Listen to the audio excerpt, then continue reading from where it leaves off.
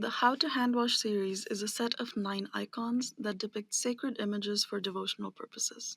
These small and intimate works frame the 9 gestures of handwashing from WHO's How to Handwash guidelines that were first widely publicized at the onset of the COVID-19 pandemic.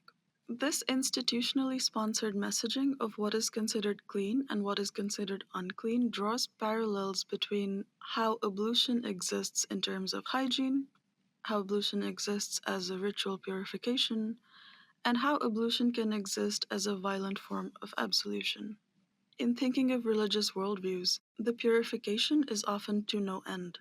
You start off unclean and you need to constantly cleanse yourself to no end. There is this repetition, similar to the repetition of the same glass continuously being broken, and there is an implication of the process continuing till it's not physically possible to continue any longer.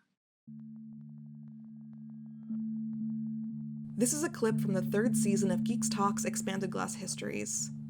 Learn about glass artists and researchers in their own voice. To watch the full lecture and access hours of content at the GEEX Talks archive, subscribe at geeks.glass/support. Want a longer preview?